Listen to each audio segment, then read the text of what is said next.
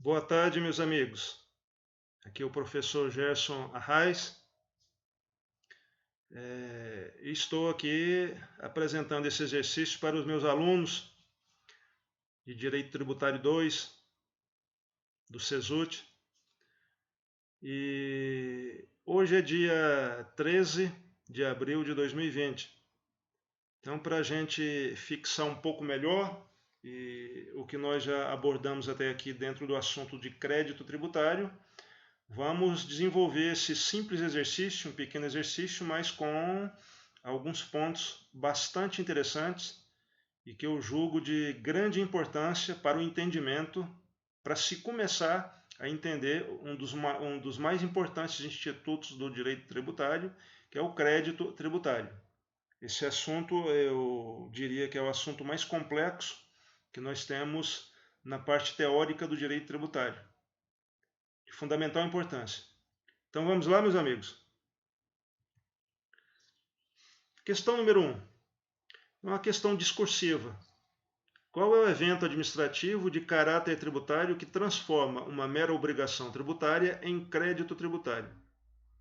Isso aqui é Gênese. É por aqui que se inicia o entendimento de crédito tributário. Então, de onde vem o crédito tributário? Qual é a sua origem? Qual é a fonte? Como que se constitui o crédito tributário? Ok? Então, ele vem do lançamento tributário. O lançamento tributário é um procedimento administrativo previsto no artigo 142, tá, do Código Tributário Nacional, ok? Então, lançamento tributário é a partir dele que nasce o crédito tributário. Então, lançamento tributário ele é um instituto muito importante para o estudo do crédito tributário dentro do direito tributário. Então, quer saber o que é o lançamento tributário? De que se constitui o lançamento tributário? Quais são os seus elementos básicos? Faça uma visitinha no artigo 142 do Código Tributário Nacional. Vamos em frente? Questão número 2. Prazo ou átimo que o fisco possui para efetivar o procedimento de lançamento tributário frente a uma obrigação tributária. Então, não é o prazo para ele iniciar o lançamento, mas para ele efetivar o lançamento tributário, que é um procedimento, né? Não é um ato administrativo. Eu vou reiterar aqui, o lançamento tributário não é um ato administrativo. Ele é um procedimento administrativo. E vocês conhecem bem a diferença de ato administrativo com procedimento administrativo. O lançamento tributário ele tem essa característica de procedimento administrativo.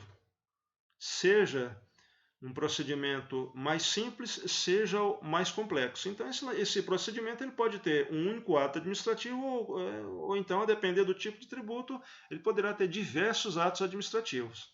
E o último deles é a notificação ao sujeito passivo do crédito tributário. Então, esse prazo é decadencial ou é prescricional?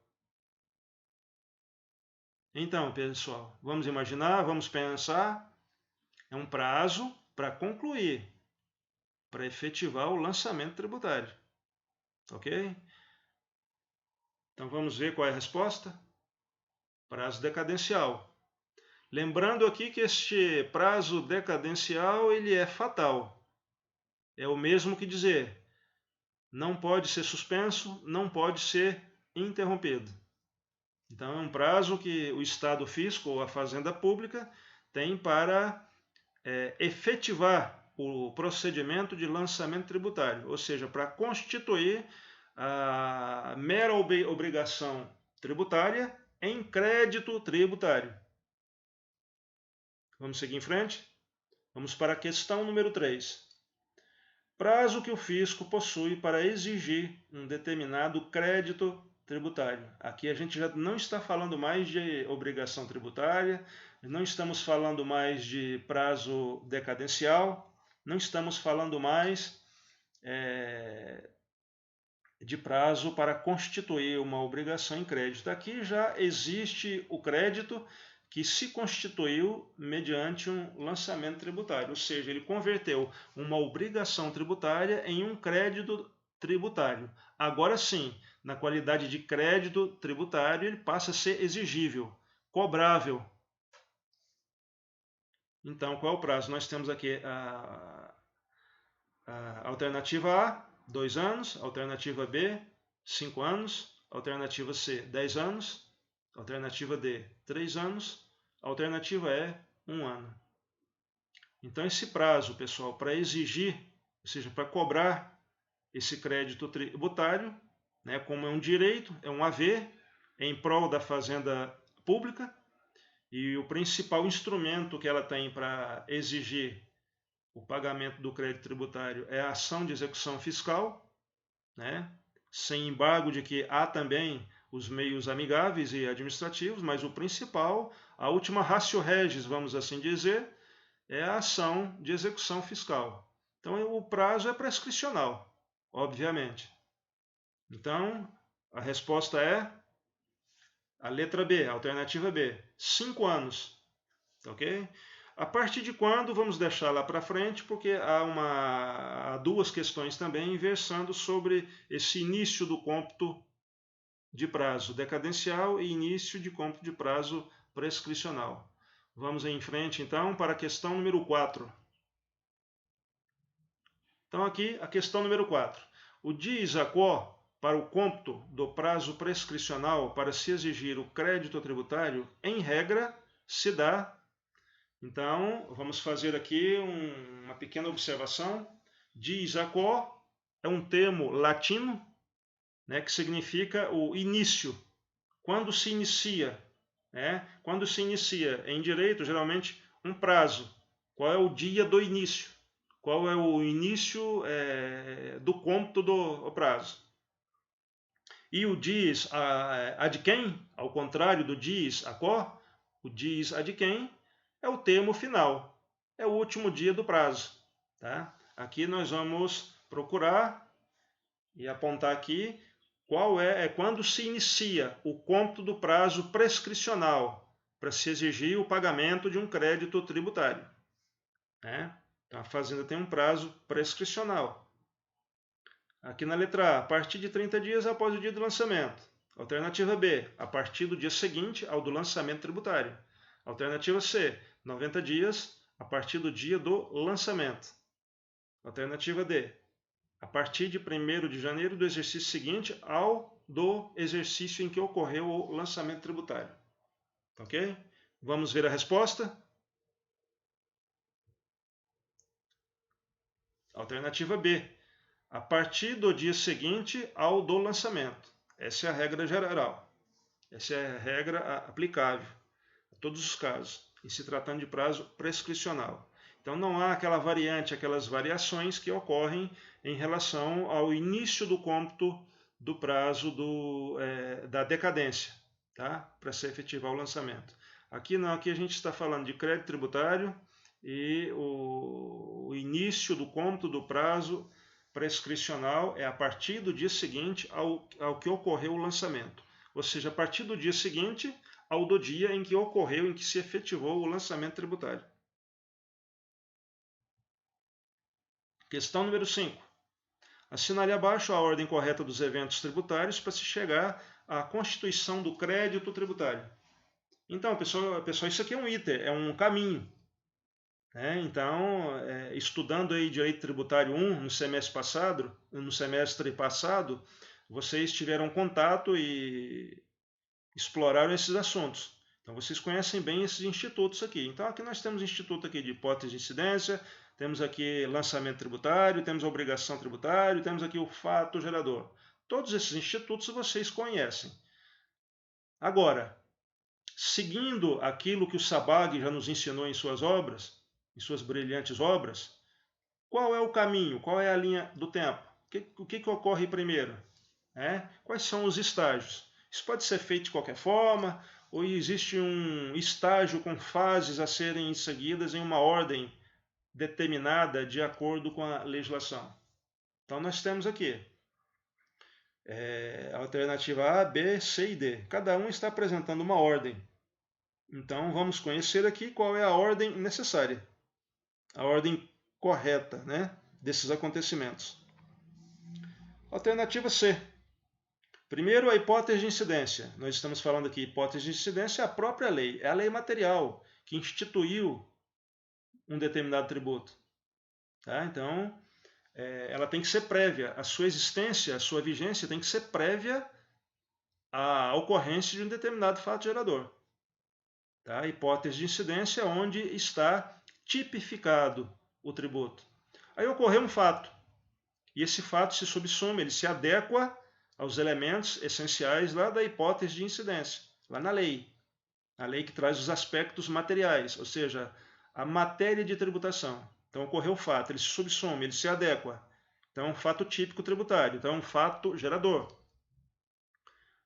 Posteriormente a isso, feito um confronto entre esse fato que ocorreu no mundo real, no plano concreto, ele se adequa à hipótese de incidência, então o resultado é uma obrigação tributária. Ainda não exigível, diga-se de passagem. Aí ela sofre o lançamento tributário. É pelo lançamento tributário que temos o quê? A constituição do fato gerador, após passar por essa ordem necessária. Ok, meus amigos? Vamos em frente? Questão número 6. Quais são as 3 modalidades de lançamento tributário, segundo o direito tributário pátrio? Já vimos em outras aulas, vamos rever então, neste exercício. Primeira modalidade, lançamento tributário de ofício, também chamado de lançamento tributário direto. Esse lançamento tributário de ofício pode dar em diversas situações. Recorrentemente, esse lançamento tributário ele ocorre quando somente o agente administrativo ou administração pública procede ao lançamento tributário, sem a participação do sujeito passivo da obrigação tributária. Então, é somente a fiscalização, ou seja, somente o Estado fisco que procede a esse lançamento. É o caso, por exemplo, do IPTU, do IPVA. Segunda modalidade, lançamento tributário por declaração. Aqui é importante registrar que quem procede ao lançamento tributário exclusivamente é o agente da fiscalização, é o agente fiscal. Ok?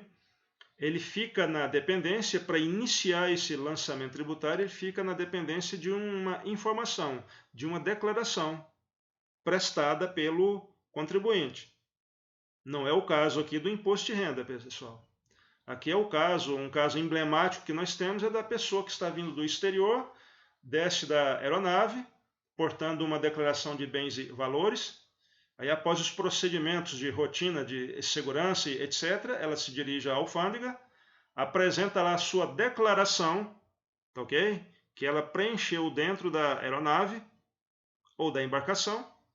Ela apresenta a sua declaração ao agente fiscal, ao agente alfandegário, que irá confrontar essa declaração com os bens e valores que essa pessoa estará portando. Ok? Aí, diante disso, o agente da fiscalização, o agente alfandegário, irá proceder à feitura do lançamento tributário. Ok? Por último aqui, a terceira modalidade de lançamento tributário é por homologação. É o caso típico que ocorre com o imposto de renda. Aquele software da Receita que o contribuinte preenche, ele faz toda a declaração, calcula todos os seus haveres, o imposto de renda a pagar, deduções, afere tudo com todos os dados, com toda a identificação, etc. aquela declaração que ele preenche é o próprio lançamento tributário. Mas como nós já sabemos, segundo o artigo 142 do CTN, que é combinado com o artigo 3º do próprio CTN, nós sabemos que quem tem a competência exclusiva, sem a concorrência de nenhuma outra autoridade, quem tem a competência exclusiva para fazer o lançamento tributário é sempre a autoridade administrativa fiscal. Então, como ela é a única e exclusiva competente para fazer esse lançamento, ela pega esse lançamento pronto, que foi adiantado, foi preenchido pelo sujeito passivo, e confere, né? Confronta ele com dados da Receita e outros dados disponíveis para a Receita. Se estiver tudo ok, no uso de sua competência, essa autoridade irá homologá-lo. Pronto, estará feito o lançamento tributário. Ok, pessoal? Então não vamos confundir essa declaração aí da segunda modalidade com aquela declaração de renda, né, de ajuste anual de renda, preenchido por pessoa física ou jurídica, e também aquela declaração que é apresentada à Receita Federal por proprietários de imóveis rurais, né, para fazer o ajuste ou eventuais pagamentos de ITR. Tá? Então, esse lançamento tributário por declaração é apenas uma informação prestada diretamente pelo sujeito passivo a uma autoridade para ela iniciar o lançamento tributário. Vamos em frente. Questão número 7. Diz a COR, ou seja, início de cômputo de prazo, né, decadencial, de tributo, cujo lançamento se dá por homologação e haja antecipação de recolhimento do tributo. Isso aqui é emblematicamente o clássico exemplo do imposto de renda. Né, vamos restringir aqui um pouco mais para simplificar, para facilitar a ilustração do exemplo. Pessoa física. Então, um advogado recebe uma quantia em dinheiro, a título de honorários advocatícios. No dia seguinte, ele paga, vai até o banco, através de uma guia, através da guia correta, ele faz o recolhimento do imposto de renda segundo a alíquota compatível com aquele montante. Passa um certo tempo, passa o prazo no ano vindouro para ele apresentar a declaração anual de ajuste perante a Receita, ele não o faz. E o tempo vai passando. Né? Digamos que aquele valor que ele recolheu era o valor compatível de forma isolada com aquela quantidade que ele recebeu.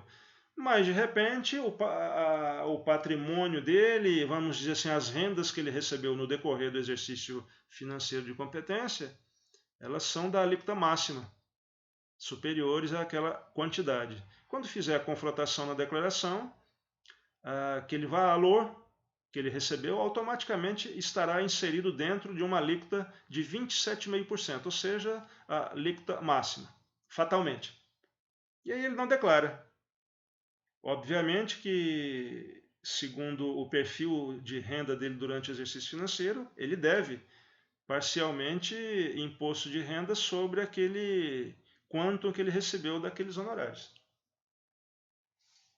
E aí, então, nessa situação, qual é o prazo que a Receita tem para fazer o lançamento tributário, o lançamento, né,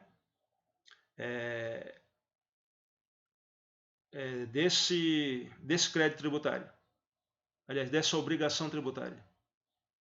Então vai ter que ser feito um lançamento de ofício, tá? Não mais por homologação, porque o sujeito passivo deixou de apresentar a sua declaração de renda. Então não há nada que homologar. Então vai ser uma declaração, aliás, vai ser um lançamento tributário de ofício.